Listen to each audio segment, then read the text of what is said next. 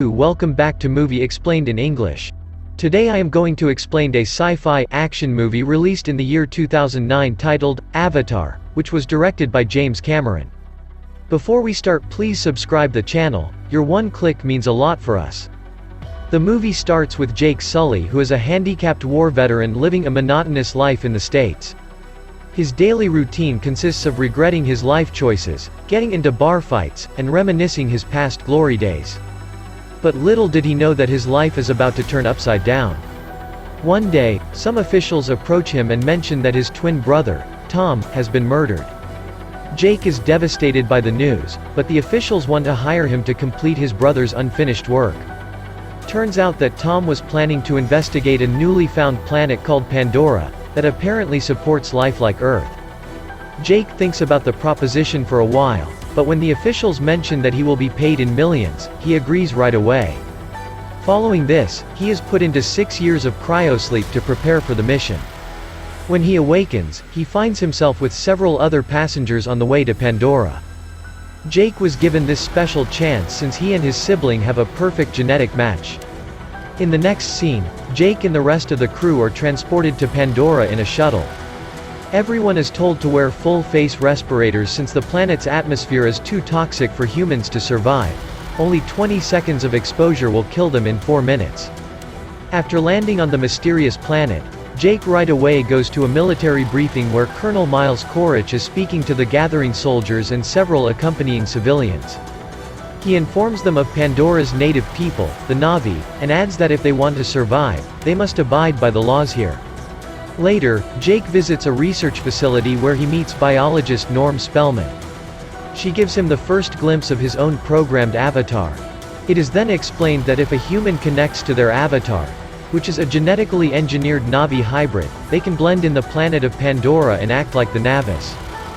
Following this, as Jake and Norm walk into the science department, the program's science lead, Dr. Grace Augustine, awakens in a specially made pod that connects her to her avatar. Norm tries to introduce her to Jake, but she seems angry and storms out of the room. Grace then confronts the base commander and a representative of the Resources Development Administration, RDA, Parker Selfridge. RDA is a company that is in charge of all military and other employees stationed at the colony. She makes an attempt to convince Parker that Jake is useless since he lacks working legs and is not a scientist. However, Park responds by saying that Jake is the only person who has genes like his brother, Tom, which is essential in triggering his avatar. The next morning, Jake and Norm are connected to their avatars back in the lab. Soon after, Jake's avatar awakens in a separate room. Surprisingly, he can now move his legs and walk around, something which he hasn't done in years. Elated, he ignores his physician's orders and runs to the recreation area where several other avatars are participating in sports and enjoying themselves. Later, when Jake's avatar sleeps, the link is broken and he awakens in his human form. Next, he meets the Colonel and strikes up a conversation. Jake inquires about the true purpose of their visit to this planet, and the Colonel finally lets him in on the truth. Apparently, Pandora houses an extremely rare form of rock known as unobtainium, which is worth billions on Earth. The best and the largest unobtainium rocks are found inside the community the Na'vi people reside in. But since they will not see their land being taken over by humans, Jake will have to somehow convince them to move away. The Colonel mentions that Jake has 3 months to perfectly blend in with the Na'vi people and persuade them to find another home. If the mission is successful, Jake will be given a new pair of legs. However, at the end of 3 months, if the Na'vi people still refuse to move, a military team will be deployed, which will likely wipe out the entire race. The next day, Jake connects with his avatar and flies over Pandora's surface alongside Grace, Norm, and some others. Soon, they land at a place and begin collecting flora samples. But Jake, who is very new to the unusual surroundings, becomes disoriented and stumbles into a field of flowers. Just then, a strange animal, a thanator, that resembles a panther, comes from behind and chases Jake, isolating him from his companions. Luckily, he manages to save himself by diving into a waterfall, with the thanator roaring over him. Jake's crew looks for him for some time, but they soon leave when it starts getting dark. At night, having lost all his weapons, Jake can be seen sharpening a long stick into a spear. Meanwhile, a female Na'vi is observing him from above. She prepares to shoot him with an arrow but stops when a mysterious, glowing entity lands on her bow. At the same time, a group of viper wolves attack Jake. This time, it seems as if he has met his doom, but the female Na'vi surprisingly steps forward to his aid and chases the wolves away. However, she is not pleased with Jake and instructs him to return back to his rightful place. She then prepares to leave, but Jake starts following her. He also requests that she teach him survival skills. At first, the Na'vi refuses to help him, but when several of the mysterious glowing entities from earlier land on Jake's body, she gets impressed and takes him to her place, Omatakayan. She also introduces herself as Neytiri. However, when they reach the said place, the Na'vi people immediately become hostile towards the outsider. In particular, Neytiri's fiancé, and the next in line to the throne, Su Te, wants the hybrid human executed immediately. However, Neytiri stops them and brings Jake to her parents, who also happen to be the tribe's king and queen. Jake explains to them that he is a fighter and that his goal is to learn about their culture and tradition. When the queen hears this, she pricks his chest and licks his blood. She then deduces that he has a pure spirit and asks Neytiri to be his teacher and help him. After a ritual gathering, Jake is brought to his bed which encircles him like a cocoon. As he falls asleep, human Jake is revived from the chamber. In the morning, he shares his unreal experience with all the scientists, including Grace. But once again, the Colonel reminds him that he has only 3 months to complete his mission. The next scene shows human Jake reporting on his experiences via a video log that he records after each day's activities. He talks about how his avatar is busy training with Neytiri. One day, she asks him to choose a scoun, a strange-looking animal for his ride. Initially, he is skeptical about the idea, but after a lot of insisting, he chooses one and attaches his neural cue to its antenna. He then learns how to steer the scoun and enjoys riding it. Later, human Jake informs the Colonel and Parker about the enormous home tree, the Na'vi's residence, and a significant unobtainium deposit beneath it. The Colonel sees an opportunity to destroy the tree, but Jake requests he be allowed to negotiate with the Na'vi and convince them to leave. In the meantime, Grace learns that Jake is being manipulated, so she relocates him to the Hallelujah Mountains, a secluded location of enormous, floating islands that are holy to the Na'vi. It turns out that she is on Pandora just to research the place, and wants nothing to do with the unobtainium rocks. One day, while Jake and Neytiri are flying on their scouns, they are unexpectedly pursued by A.R.O.G, a vividly colored flying mountain monster that hates anything that flies. Fortunately, they manage to escape to the home tree and Neytiri shows Jake the remains of a former A.R.O.G. She reveals that the last person to ride A.R.O.G was her great-grandfather, who did it to bring together the 5 Na'vi tribes during a tough period. Neytiri adds that since decades, no one has even dared to ride A.R.O.G. With the days passing by, the Na'vi tribe finally starts accepting Jake as one of their own, and they even hold a ceremony to honor him.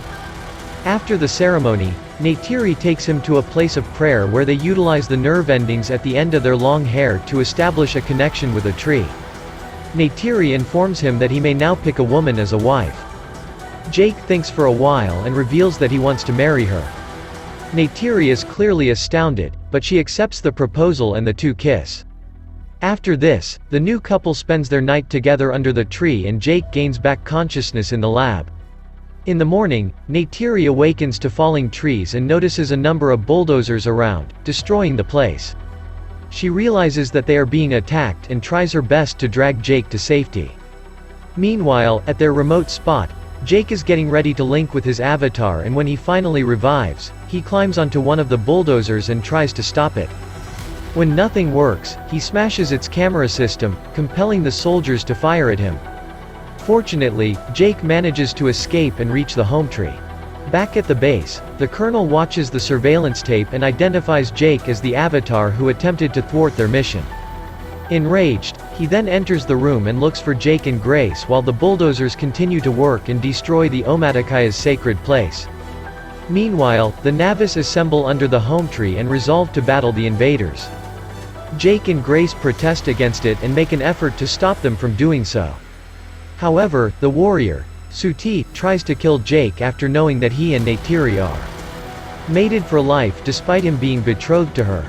As the situation heats up, suddenly, both Grace and Jake's avatars fall unconscious as the links between them and their human forms are abruptly broken by the Colonel. In the next scene, the RDA and military commanders are confronted by an angry Grace, who discloses that the Na'vi can access a network made out of Pandora's trees that has more neurological connections than the human brain. She and Jake then state that the Navis will never move out of their place, the home tree. Hearing this, the Colonel decides to invade the home tree and use gas bombs to drive the Navis away. Alarmed, Jake begs the base commander, Parker, to allow him to use his avatar so that he can convince the Navis to leave. Parker obliges, but he warns that Jake has only 1 hour to achieve his objective. Once he is back among the Navis, he informs them that they are under invasion from humans and admits that he is one of them. Neytiri, hearing this, pushes Jake for betraying her trust. The other Navis are equally devastated, so they abduct Jake and Grace as hostages. After this, they prepare to fight the humans, who have arrived in a large number of flying ships. Then, the war begins. The Navis try their best, but their bows and arrows are of no match against the humans' heavy artillery.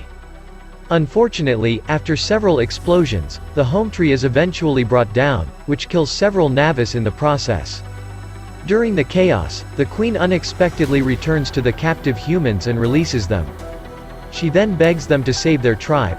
Wasting no time, Jake approaches Neytiri and tries to console her, but to no avail. During the assault, Neytiri's father is mortally wounded, and as he passes away, he demands that she take his sacred bow and lead his people. Suddenly, Jake and Grace return to their human form and are immediately detained for treason. Norm is also apprehended for attempting to stop troops from shutting down their avatar forms. Meanwhile, the remaining Na'vis regroup at the Tree of Souls. Back at the base, Jake and his friends are secretly released by their team pilot, Trudy. They then fly away in her spacecraft, and attempt to reach the Navis. Unfortunately, along the way, the evil Colonel notices them and shoots at the spacecraft. Grace is seriously injured and it appears as if she is going to bleed out.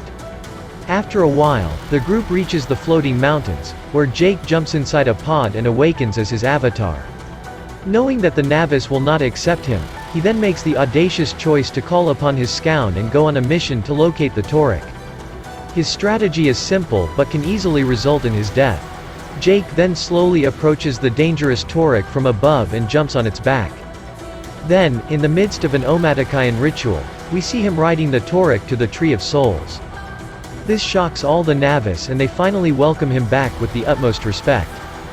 Then, Jake asks the warrior, Suti, for assistance in battling the human army, and the latter complies.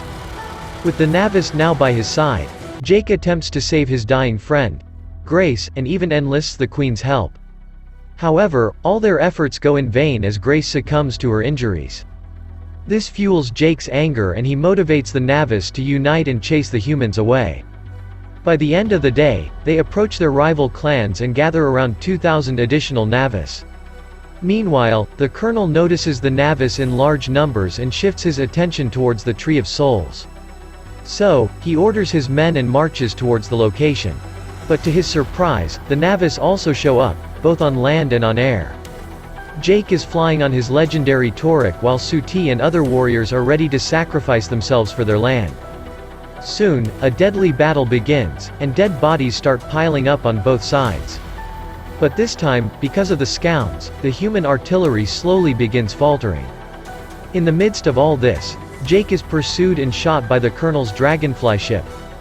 Fortunately, Trudy arrives there in time and opens fire at the Colonel, providing Jake with enough time to flee. On the other hand, Neytiri's scout is shot down and killed while Suti is also killed in an explosion. From the ground, Neytiri observes the devastation and starts panicking. In the meantime, a large bomb ship approaches the Tree of Souls. It seems like the humans are going to have their way, but suddenly, through what's left of the surrounding forest, a battalion of Titanotheres, Pandora's heavily armored dinosaur-like animals, arrive and start attacking the soldiers. Overjoyed, Neytiri rejoins the fight with several of Pandora's species behind her. Surprisingly, when a Thanator appears nearby, it bows to her submissively. Then, as the military's ground forces scatter in confusion, Jake raises his Torek into the air to meet the bomb ship. He then throws grenades at the ship, forcing it to crash far from the Tree of Souls. Jake also launches explosives at the Colonel's spacecraft, but the latter escapes in an AMP suit before it catches fire and explodes. Unfortunately, the Colonel discovers himself at Grace's makeshift camp. He tries to turn off Jake's avatar pod, but at the same time, the Thanador that Neytiri had linked with attacks him. Surprisingly, he successfully kills it with his suit, trapping Neytiri underneath it. But before the Colonel gets a chance to assassinate her, Jake arrives at the scene in his avatar. The two then start going back and forth, but in the end, the Colonel gains an upper hand. He is about to finish off Jake, but at that very moment, Neytiri gets up and shoots an arrow at the Colonel, impaling him in the chest. Without wasting any time, she fires a second arrow, which instantly kills the Colonel. However, before his death, he has already done enough damage to Jake's pod. Because of this, human Jake is awake but having difficulty both breathing and trying to get a mask on. Thankfully, Neytiri shows up and assists him in getting his mask. She then cradles human Jake and gets a good look at his real body for the first time. In the last scene, Jake signs out of his final video log, telling us that he has been chosen to permanently transfer his consciousness to his avatar. The film concludes with a ritual in which Jake awakens in his avatar form, with Neytiri watching over him. So, what do you guys think about the movie? Write in the comment. Subscribe for more videos like this, turn on notifications, and leave a like to help the channel out. Thank you for watching.